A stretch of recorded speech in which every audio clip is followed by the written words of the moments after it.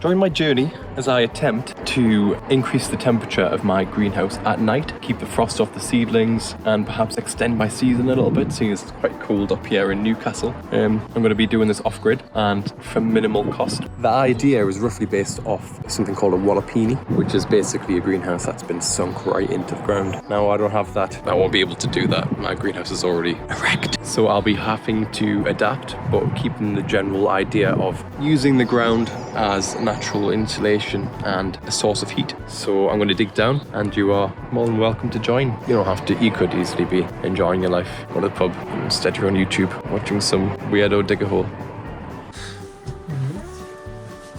Done me well, this, you know.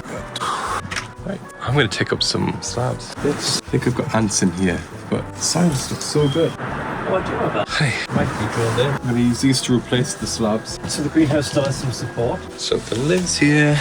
That tool that you can see on the ground there is called a pallet buster. And I first heard about those when watching one of Andy Mack's videos, Gosforth Handyman. And it's so helpful, especially if you do make things from pallets, like I do, like compost bins or raised beds, that sort of thing. And very, very useful tool for the allotment. Something lives here and has been taking my potatoes. God, does it actually live under there? Oh my God, it's under me.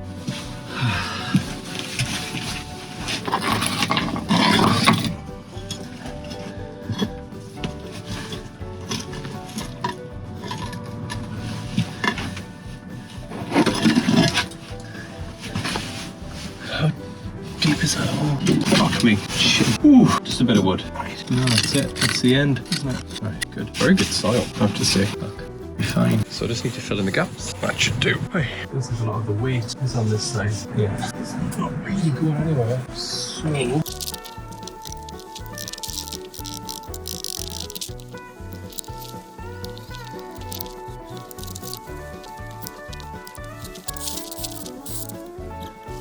I don't really want to affect the structural integrity, especially with all these storms. So I think what I'm going to do is try and keep that in, but I have to get rid of it, you know. Try and cut back as much as I can for the growing space. Right here, it's loud. Hopefully that would have made a few fractures. I can pick up the heavies now for my eyes and for the greenhouse. Don't do this. Thumbs up. Okay. Oh, look at those. Cool. That's more space. Got to.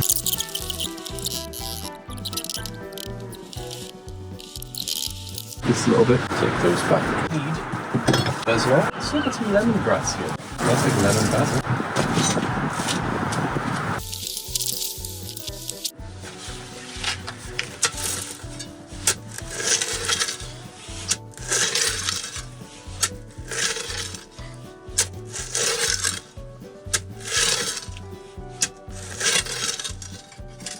So the thing with ants is that they actually farm the aphids. So you think they're eating the aphids, but actually no, they're keeping them there to farm all of their juices. So I'm not sure if ants are actually helpful when it comes to the greenhouse.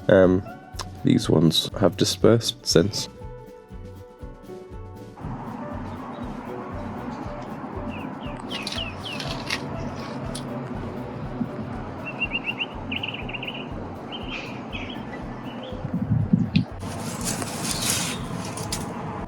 Okay.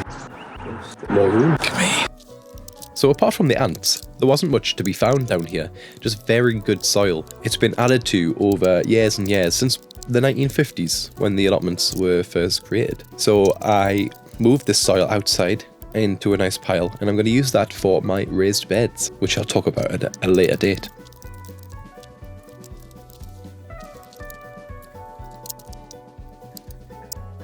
These are parsley seedlings. Whenever I see seedlings like this, I like to lift them up and transplant them into a smaller pot, because that means I don't need to start sowing them, I can just use these.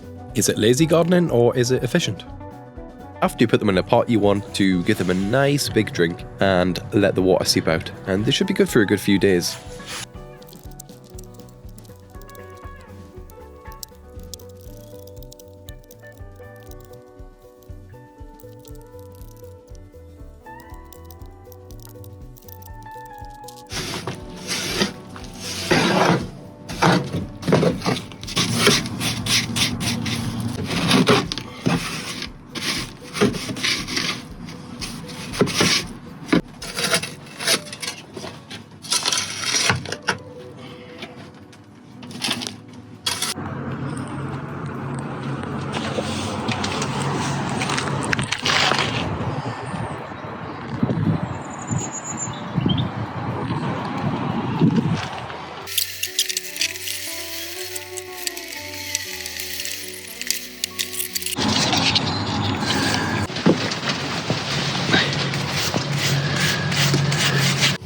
Not good.